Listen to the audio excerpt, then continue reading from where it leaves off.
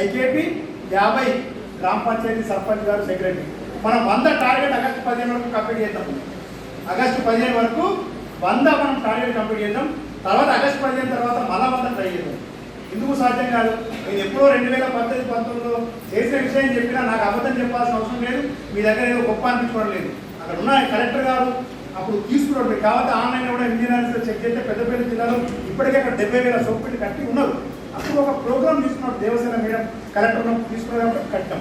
కాబట్టి ఇప్పుడు మళ్ళీ గవర్నమెంట్ ఇంకుడు గుంత సంబంధించిన అంశం తీసుకొచ్చింది. కాబట్టి ఇది సర్పంచ్ గారు ఒక ఫ్రంట్ పర్సన్గా ఉండి మనం కట్టిస్తేనే ఇంకుడు గుంతలు అవుతుంది తప్ప దీనివల్ల అనేక లాభాలు ఉంటాయి. మీకు మీరు ఇంకుడు గుంతలు కట్టిన వెంటనే నా దగ్గరికి వస్తే మ్యాజిక్ డ్రైన్ ఇస్తాం.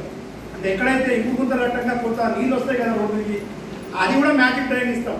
ప్రతి ఇంటి ఇంకుడు గుంతలు పోకుండా డ్రైన్ కడితే మళ్ళీ అదొక చెత్త తయారవుతుంది. అట్లా కాకుండా ఇంకుడు గుంతలు అయిన కాలనీలో మ్యాజిక్ డ్రైన్ ఇస్తే వర్షం నీళ్ళు కూడా దాని భూమిలో ఇంకిపోతాయి. అక్కడ మీకు వాడడానికి కూడా పోదు. ఆ మ్యాజిక్ డ్రైన్ కూడా మీకు బీబీజీరామ్ కింద మంజూరు చేయడం జరుగుతుంది. ఈ రకంగా ఈ జలసిరిలో అనేక రకాల మన కార్యక్రమాలు తీసుకున్నాం.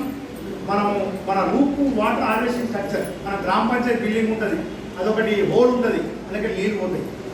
ఆ హోల్కు పైప్ పెట్టి పెద్దమ్మగాడి తండ సర్పంచ్, చిన్న సర్పంచ్ పాపం, చిన్న గ్రామం అయినా కూడా ఆయన రూప్ వాటర్ హార్వెస్టింగ్ స్ట్రక్చర్ అక్కడ గ్రామ పంచాయతీ, కొత్త గ్రామ పంచాయతీకి మమతా సెక్రటరీను ఆ సర్పంచ్ గారు కట్టిరు.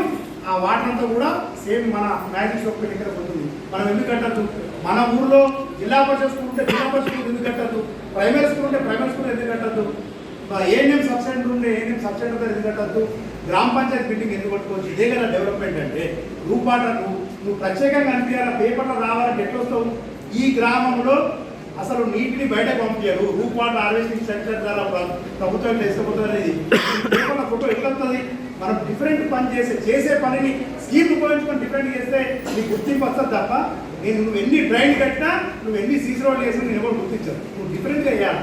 చేస్తే తప్పకుండా ఇదే కాకుండా ప్రైవేట్ ఇల్లు, పెద్ద పెద్ద ఇల్లు ఉంటాయి, వాళ్ళకు కూడా ఈ రెయిన్ వాటర్ హార్వెస్టింగ్ స్ట్రక్చర్ అనేది మనం 25,000 రూపీస్ యూనిట్ కాస్ట్ని ఇవ్వడం జరుగుతుందని చెప్పి మీ అందరికీ కూడా తెలియజేస్తూ, మరి చాలా సమయం తీసుకున్నా.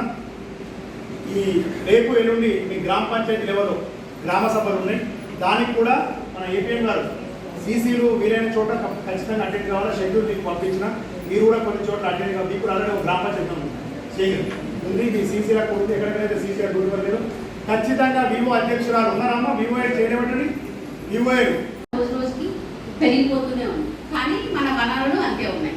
కాబట్టి మనం చెట్లు కొట్టేస్తున్నాం, ఇల్లు కట్టుకుంటున్నాం. మరి అది తప్పదు.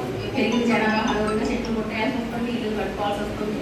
కాబట్టి మనకి వచ్చే వర్షాభావం ఏదైనా మన అడవుల వల్ల చెట్ల వల్ల వస్తుంది. కాబట్టి అవి లేవు కాబట్టి ఆటోమేటిక్ వర్షం తగ్గిపోతుంది. ఎల్లినో అంటారు, రేపు ఇంకోటి అంటారు. ఇక రాను రాబోయే రోజులన్నీ ఇక ఫ్యూచర్ జనరేషన్స్కి కరువు అనేది వస్తూనే ఉంటుంది. కాబట్టి మనం చేయాల్సింది ఏంటంటే, సరే ఎప్పటివరకు సాధ్యమైనంత వరకు మనం చెట్లు వేస్తూనే ఉన్నాం. ఒకవేళ కాకపోతే ఇప్పుడు మనం దానికన్నా అన్ని చోట్ల వేయలేము కాబట్టి ఉన్నంతలో మనం నీటిని విడిచిపట్టాలి. కాబట్టి ఇంకుడు గుంతలు తీయాలి అన్నీ మనం ఇప్పటి నుంచి ఎన్నో సంవత్సరాల నుంచి చెప్పుకుంటూనే ఉంటాం. ప్రతి నీటి బొట్టుని ఓడిసిపట్టండి అని చెప్తూనే ఉన్నాం. నా చిన్నప్పటి నుంచి కూడా చెప్తూనే ఉన్నారు, మీ చిన్నప్పటి నుంచి కూడా చెప్తూనే ఉన్నారు.